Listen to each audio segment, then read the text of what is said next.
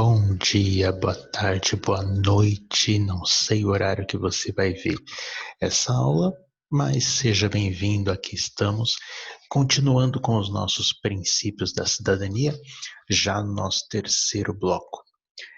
Nesse encontro de hoje, nós vamos falar sobre as esferas pública e privada. No nosso último encontro, a gente estava falando a respeito de Platão e dos modelos, né, que ele havia apresentado em que eram possíveis uh, a construção de diversos tipos de governo e, por sua vez, os tipos de cidadania que poderiam se exercer. A gente tinha visto um tipo de topologia, né, em que ele mostrava que o equivalente a um tipo de cidadão, a gente tinha a contrapartida no tipo de governo. E nós vimos que com Platão ele enxergava uma espécie de gradação, né, que ia desde a aristocracia, decantando até chegar no nível mais corruptível, digamos assim, que seria a tirania, e o último dos níveis, que seria o estado de anarquia, né, um estado em que todos os seus membros eles abrem mão do contrato social e, por sua vez, né, você não tem mais nenhuma regra, nenhuma organização que consiga aglutinar todas as pessoas num contexto de cidadania. Hoje a gente vai ver um pouquinho a continuidade disso, como que Aristóteles, né, que foi discípulo de Platão, via o contexto da política e da cidadania. Aristóteles ele acabou se tornando um modelo de toda a estrutura da política clássica, até porque ele foi professor de Alexandre o Grande, Alexandre Magno, né, de toda a Alexandria ali. Então, ele teve uma influência muito grande, né, e isso vai seguir, inclusive nas estruturas mais modernas de uma organização política, né, e até isso ser questionado nos modelos atuais a partir ali do século XX, e é aí que entra o papel de Hannah Arendt, que a gente vai apresentar um pouquinho como que ela entende essas visões políticas, essas visões de cidadania, como que isso impacta na formação do indivíduo, no que diz respeito aos princípios de ação, tá? Começando com Aristóteles. Para Aristóteles, todo governo ele tinha uma medida que definia o que poderia ser o bom governo. E para Aristóteles, o bom governo não tinha exatamente a ver com ser um governo de um governo de muitos, governo de alguns. Para ele, isso não era o determinante. Para Aristóteles, o determinante de um bom governo era o seguinte: o bem comum. Esse era o fator determinante. Quanto maior fosse o interesse coletivo visando a felicidade de todos, melhor seria o governo, tá? Porque ele estaria focado no bem comum. Entretanto, quanto maior fosse o interesse de quem governa, quanto mais ele privilegiasse isso, os próprios interesses, menor seria a taxa de bem comum. Então, o bem comum ele era meio que um termômetro para Aristóteles do que seria um bom governo. Quanto mais elevado, maior a preocupação com a felicidade do coletivo, da totalidade da comunidade. Quanto menor fosse o interesse do bem comum, aumentava o interesse do benefício de quem governava, fosse ele muitos ou apenas um grupo, né? O fator qualitativo de uma estrutura de governo, ela estava vinculada a essa ideia de bem comum. O que faz todo sentido quando a gente fala o próprio termo política, o termo grego ele vem de polis quer dizer muitos, né? Então a ideia de politeia, a ideia de polis, a ideia de política, Tudo isso já indica o quê? A preocupação com o coletivo e não a preocupação com o individual. O que não quer dizer que o indivíduo não exista na visão aristotélica. A gente vai ver mais para frente que com certeza ele existe, mas ele tem uma esfera própria para ele. Tá? Enquanto que a esfera da política, e que por sua vez cria os parâmetros para o viver bem de todos, ela tem que ser focada no bem comum. Tá? Então, tendo isso como princípio, como parâmetro básico, Aristóteles ele divide os tipos de governo em duplos. Então, de um lado, você tem as formas puras de governo. Por outro lado, você vai ter as formas degeneradas de governo. Tá? Então, vamos lá.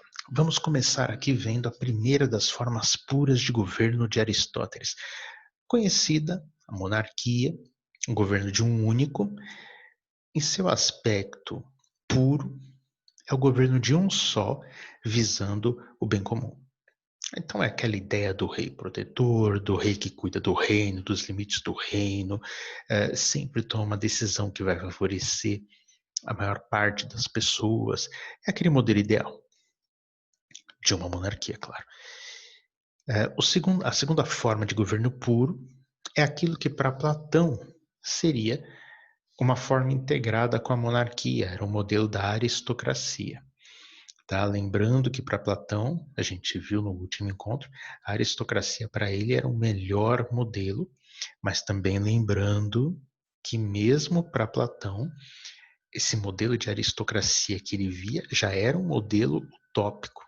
Né? A realidade da aristocracia no tempo dele já não demonstrava os princípios que ele indicava. É por isso que ele constrói ali aquele modelo ideal em que, inclusive, a aristocracia suprema do modelo da república dele seria uma república que tinha reis, e esses reis eram filósofos, olha só que coincidência, né? Mas ele explica muito bem porque, pela questão reflexiva, pela questão analítica, pela questão de estruturar sistemas, de antever riscos e de continuamente procurar o aperfeiçoamento. A gente vai ver mais para frente que para Aristóteles a filosofia ela também tem um papel extremamente importante para a formação de um ser humano completo, né? Mas num contexto menos super empolgado, né? Como foi o de Platão. Na aristocracia, né, de Aristóteles, nós temos também um governo de pequeno grupo que defende o interesse de todos. Né? Então, veja que o bem comum ele é um fator marcante aqui. A forma de governo ele é apenas uma forma, mas o caráter do governo ele está nesse direcionamento. E por fim nós temos a república, e a república para Aristóteles é o quê? É o governo de um grande grupo com o objetivo do bem comum. Então uma coisa interessante aqui é que é o seguinte, quando a gente viu aquelas definições de Platão, nós tínhamos o quê? Uma coisa levava a outra, que levava a outra, que levava a outra. Então nós tínhamos o primeiro, ele não era só o primeiro, ele era o primeiro e era o melhor. Conforme ia mudando, a gente tinha uma degeneração dos valores dos cidadãos e isso ia estruturando o modelo de governo. Né? Já em Aristóteles, o fato da monarquia ser primeiro aqui não é porque ela é a melhor, nem aristocracia, nem república. São apenas variedades de forma de governo. O que define se elas são melhores ou piores não é a estrutura, é o interesse em que o resultado das ações sejam sempre o bem comum, o bem do coletivo, o benefício de todos. Isso baseado naquele círculo mesmo que a gente tinha mostrado, em que era aquele círculo que nós tínhamos lá, o poder, a autoridade, liberdade e autonomia. Esse conjunto é o que justifica nós termos uma política e nós termos uma cidadania. Né? É um acordo feito entre todas as partes para que todas consigam exercer autonomia, exercer o poder individual mas num contexto do coletivo e do bem comum. Então, quando você mantém isso, você tem o quê? Aquela sociedade em equilíbrio que a gente tinha mencionado.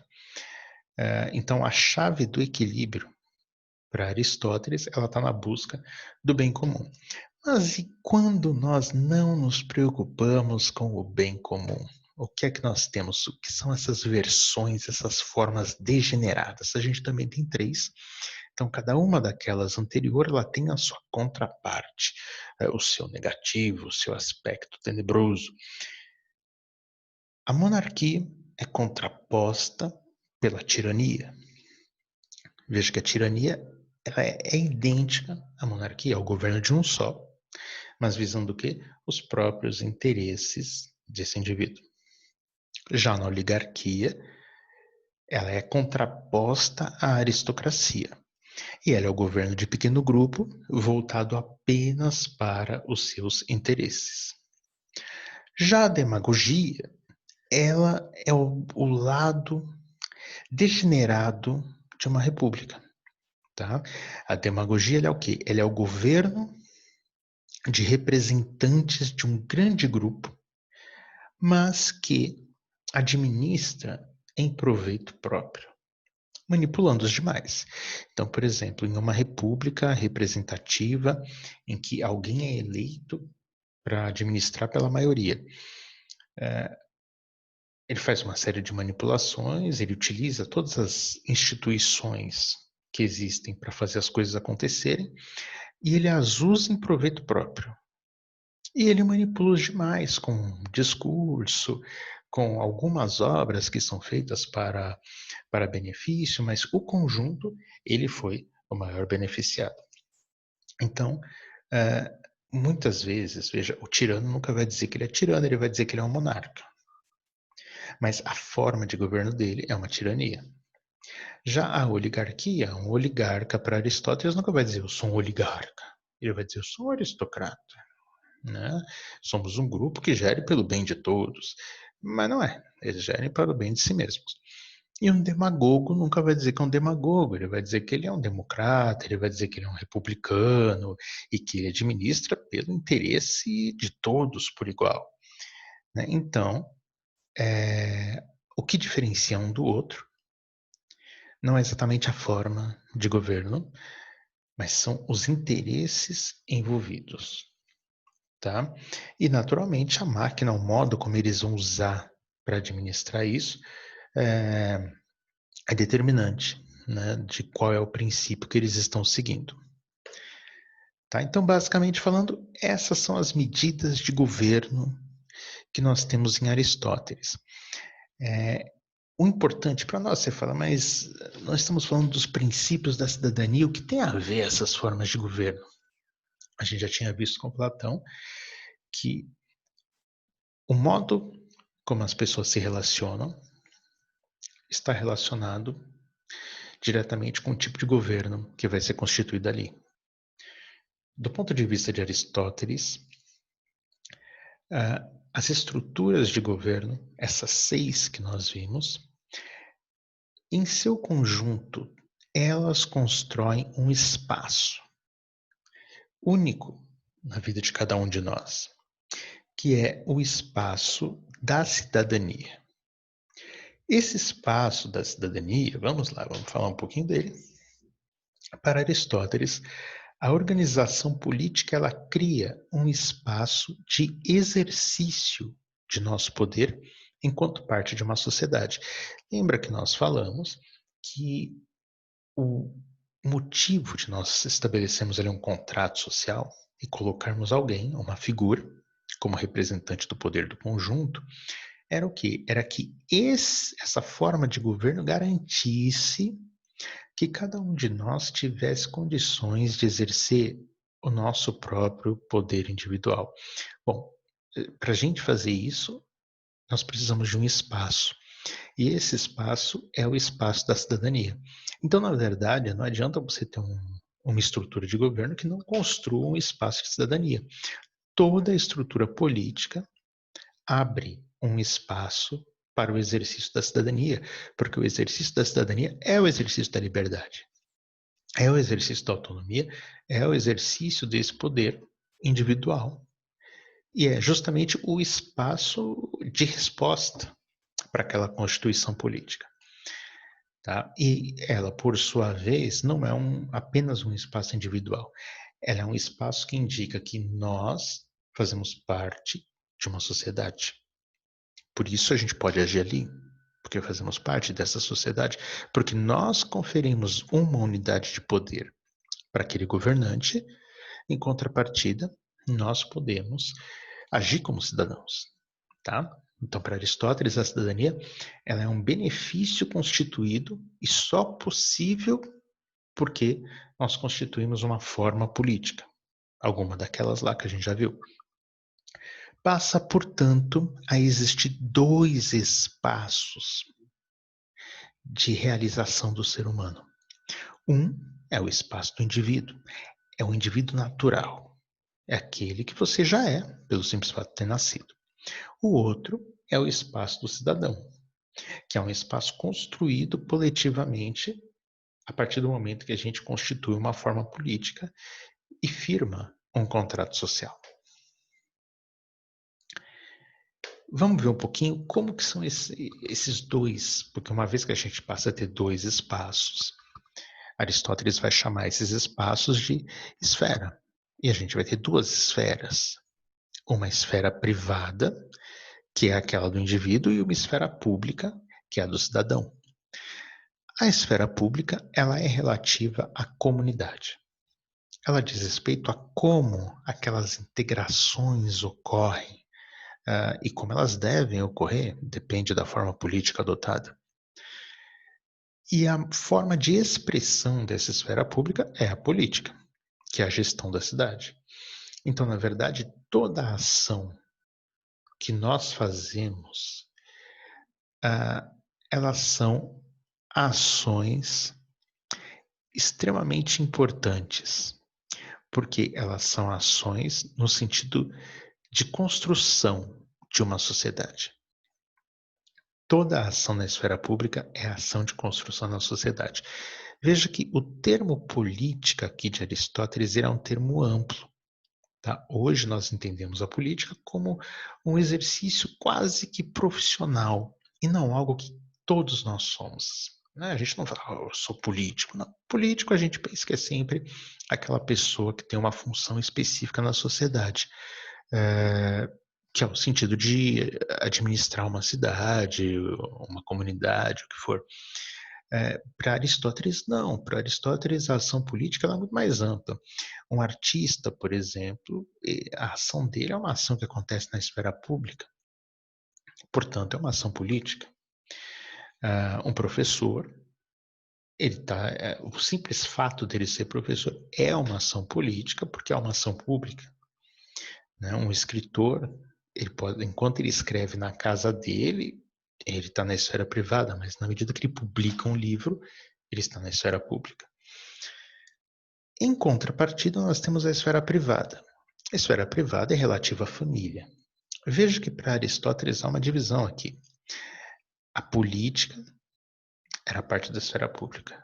A economia era parte de uma ciência da gestão da casa, da propriedade. Né? Portanto, a economia não era política.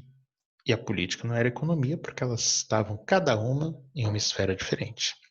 Hoje, a gestão pública, a gestão financeira pública, nós chamamos isso de economia. A gestão desses recursos públicos nós chamamos de economia. Nos tempos de Aristóteles, essa gestão pública da parte financeira de uma comunidade, isso era política. A economia era algo individual. Né? Você na sua casa é um economista. O economista que está administrando um país, ele é um político. Tá? Isso naquela época, na visão de Aristóteles. Hoje a gente sabe que esses termos, eles mudaram ali as suas esferas. Tá? Por exemplo, hoje a gente se vê como político, inclusive na esfera privada. Isso para Aristóteles era simplesmente um absurdo.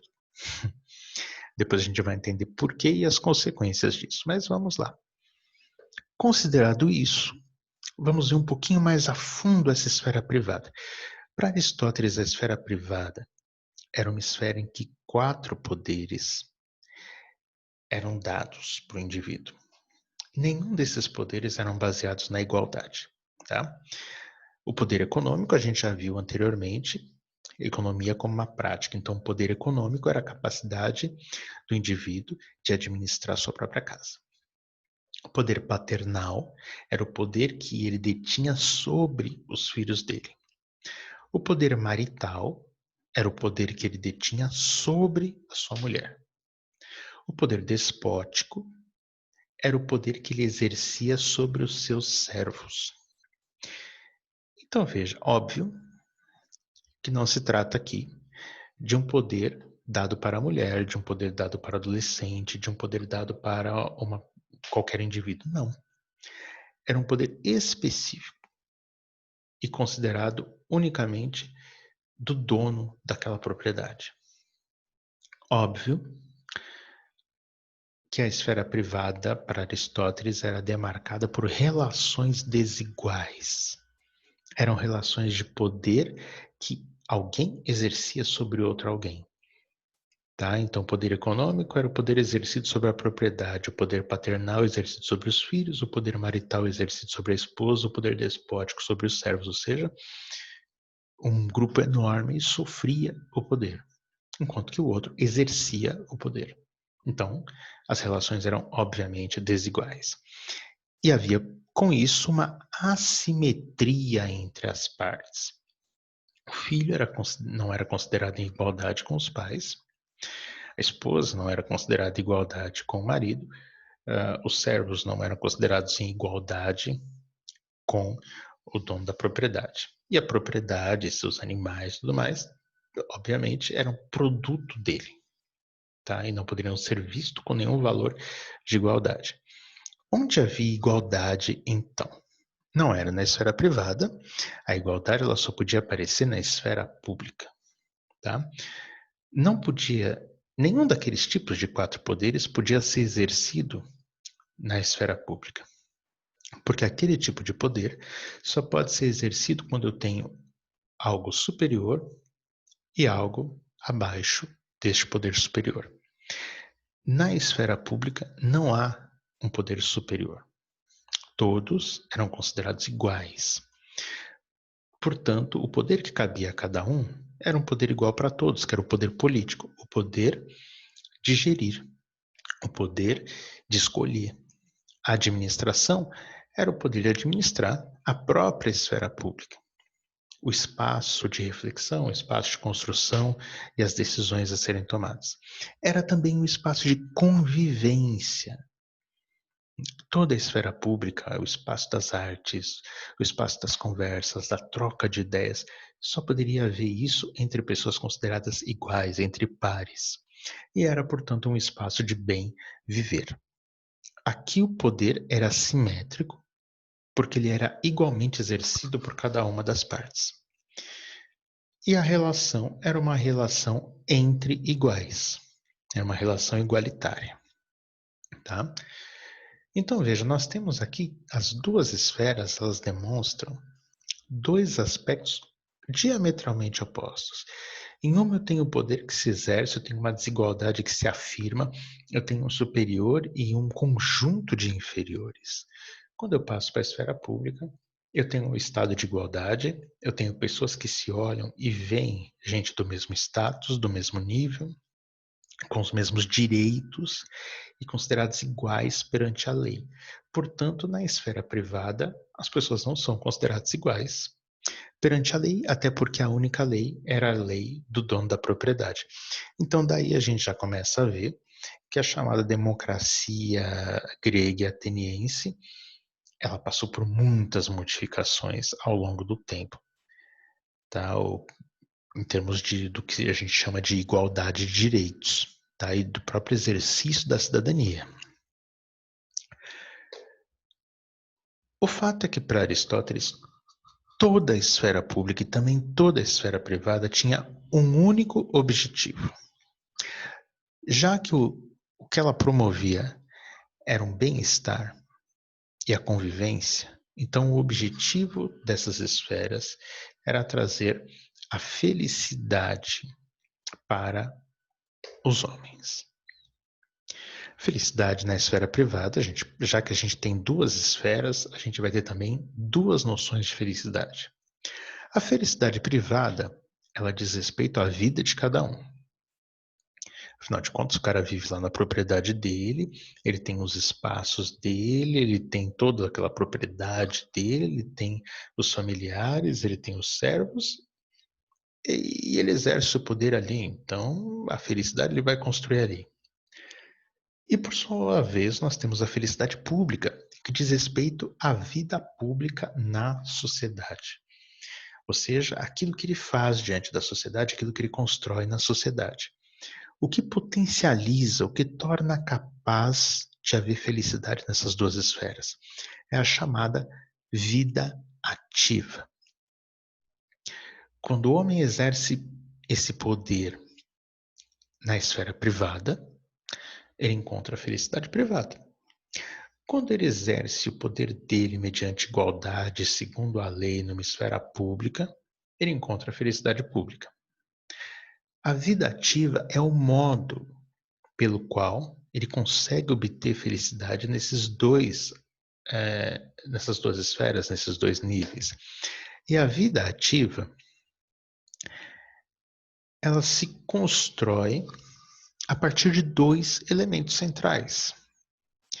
Tá? A gente entende que a vida ativa é um campo enorme aqui e ela engloba a política, mediante todas as ações e projetos que nós construímos na esfera pública.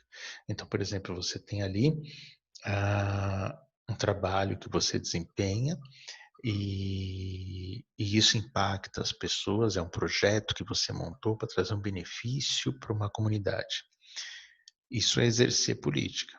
Isso é exercer o poder em igualdade na vida pública. O resultado disso, você vai sentir felicidade. Em contrapartida, a gente também tem a filosofia. A função da filosofia é trazer a reflexão sobre as nossas ações na política, sobre a vida ativa, sobre a nossa vida privada. Essa reflexão ela visa trazer aperfeiçoamentos no modo como nós conduzimos as nossas ações e os nossos projetos. O resultado? O resultado é que na esfera privada, embora você exerça um poder, esse poder não necessariamente precisa ser despótico. Você pode exercer o poder de uma forma extremamente positiva, que vai gerar um reconhecimento, respeito, afeto. Então, não necessariamente aquela primeira esfera ela precisa ser tão negativa quanto parece. Mas, para Aristóteles, seria necessário o exercício da filosofia para que a gente se torne pessoas melhores na esfera privada e pessoas melhores na esfera política. Tá? Então, há todo esse conjunto necessário para que a gente consiga evoluir. O resultado disso é a concepção do quê? De um homem, ou de uma humanidade, de um ser humano completo. Porque ele junta o indivíduo com o cidadão. Porém, vamos analisar aqui alguns pontos. Primeiro, para que a gente tenha um ser humano completo nesse modelo de Aristóteles e no modo como a vida era construída lá na Grécia Antiga, com as regras que era construída, estou falando aqui naturalmente de Atenas, porque o conjunto das ilhas gregas, cada uma tinha suas próprias regras ali, mas elas tinham um parâmetro básico. A esfera privada tinha as características que a gente apontou e a esfera pública também, tá? Mas o que a gente percebe aqui? Que existe igualdades e desigualdades. Embora a esfera pública seja uma esfera de poder simétrico, uma esfera de igualdade, a esfera privada a gente viu que ela é uma esfera de poder assimétrico e de desigualdade. Porém, o número de pessoas que não exercia cidadania, portanto não exercia poder simétrico, era muito maior do que o das que exerciam. Crianças não exerciam, mulheres não exerciam, estrangeiros não exerciam, escravos não exerciam, servos não exerciam. Ou seja, o número de pessoas que não conseguia atingir essa humanidade completa era imenso. Estima-se que no auge das estruturas democráticas atenienses ali, e na Grécia em geral, a gente tinha o quê? Cerca de 10% de pessoas que conseguiam exercer a vida em termos de cidadania. Tá? Em Esparta, por exemplo, um comerciante ele podia ser muito bem sucedido, ele jamais seria considerado cidadão. Ou seja, ele estaria sempre na esfera do indivíduo, sempre na esfera privada. Tá? E dentro dessa concepção, portanto, ele nunca seria o ser humano completo. A gente viu ao longo da história que essa concepção ela foi sendo quebrada, tá? Principalmente ali com a Revolução Francesa, em que o conceito de igualdade ele passa, um número muito maior de pessoas começa a ser considerada como iguais uns aos outros. Até nós chegarmos ao ponto hoje, em que nós temos ali os direitos humanos, né, em que realmente todos são considerados iguais. E a gente passa a ter uma lei maior, que é uma lei de um homem que pode ser chamado de homem cosmopolita, que ele faz parte de todo um globo e tendo direitos humanos iguais. Então a gente viu um alargamento dessa estrutura da esfera pública para se contrapor a essa desigualdade presente aqui, tá bom? Uma vez posto isso, e essa era a concepção de Aristóteles naquele período de como que era possível encontrar felicidade e como que se exercia essa vida política. Acontece que no século XX, Hannah Arendt, ela retorna, né, a essas ideias centrais que a gente apresentou, né, considerada uma das principais pensadoras do século XX, com história incrível e terrível ao mesmo tempo. A gente vai falar mais de Hannah Arendt no quarto bimestre. Na análise que ela fez a respeito do totalitarismo, ela retorna a esse modelo da política clássica para analisar o quê? Os princípios de ação dos indivíduos. O que Hannah Arendt vai dizer é o seguinte: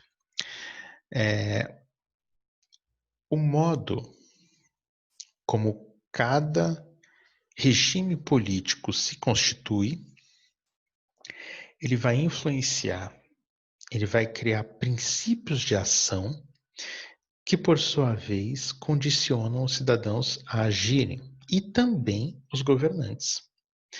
Então, veja, o que a Arendt faz é algo muito importante. Ela inverte a ordem do que Platão havia falado. Platão tinha dito que o modo como nós estabelecemos nossas relações determina o tipo de regime que a gente constrói e, portanto, isso vai determinar o tipo de governante. O que Arendt diz é o inverso. O regime político que nós constituímos, ou que é constituído, ele tem exigências. Ele tem princípios de ação que ele exige para se sustentar. E, portanto, ele vai exigir certas ações de seus cidadãos e também de seus governantes. Na análise que ela faz uma análise principalmente dos parâmetros de Montesquieu. Ela estabelece o seguinte: esses três modelos básicos, o quarto vai ser o do totalitarismo, que a gente não vai falar dele agora. O primeiro princípio, monarquia. O modelo da monarquia, ele tem como princípio o quê? Princípio de ação à honra. Como tal, os cidadãos e os governantes, eles serão pessoas que agem visando a honra pública. Eles querem ser reconhecidos como alguém honrado. Então, todos os jogos, todas as premiações, todas as ações, eles vão ganhar prêmios de mérito, prêmios de honra, de dignidade, porque esses são os maiores valores de uma monarquia. Já as estruturas da república, elas têm como princípio a virtude. Como tal, governantes e cidadãos sentem orgulho em não dominar os demais. Eles não querem dominar os demais, eles querem que as pessoas sejam éticas, eles querem que as pessoas entendam o valor do coletivo, eles querem que as pessoas discutam, debatam, cheguem a um consenso. E eles sentem orgulho quando eles conseguem fazer isso, quando eles não exercem um poder público sobre as pessoas. Já a tirania, o princípio dela é o medo. E é um medo por todos os lados. É uma coisa que ela lembra um pouquinho a estrutura de Hegel, né? Por quê? O medo dos súditos em relação ao tirano, ele é correspondido pelo medo do tirano em relação aos súditos. Então veja, o tirano ele impõe o medo aos súditos porque ele tem medo que os súditos se voltem contra ele. Lembra daquela estratégia que a gente falou? Que se os súditos retiram a sua unidade de poder do tirano ou do líder, ele por sua vez não vai ter poder, ninguém vai obedecê-lo e o governo dele cai por terra. Então o tirano tem medo dos súditos. Por isso ele é cada vez mais cruel. E os súditos o obedecem porque morrem de medo dele. Por quê? Porque ele é muito cruel, né? Então fica aquela coisa circulando ali, né? Um jogo de eu tenho medo, ele tem medo, nós temos medo, vós tereis medo e eles têm medo. E todos têm medo, né? Então ela estabelece esse parâmetro, ela diz, veja, olha como que o indivíduo, quando se põe na posição de cidadão, dependendo do tipo de governo, ele vai acabar tendo que assumir certas posições que podem ser muito boas ou podem ser muito terríveis. Depende do que aquele modelo de governo adota como princípio, certo? Agora, uma coisa que ela deixa claro, esses três modelos eles acontecem numa estrutura de esfera pública. O que eles fazem aqui na esfera privada não diz respeito a ninguém, só a eles mesmos. Agora, o que acontece se ocorre uma ruptura entre as esferas? Nós vimos aqui que o ser humano completo, ele depende da existência da esfera privada e da esfera pública. Mas o que acontece quando o limite delas começa a se romper? O que acontece quando a esfera privada começa a invadir a esfera pública e vice-versa? O que acontece quando os limites entre as esferas começam a se romper? Isso é o que nós vamos ver no nosso próximo encontro.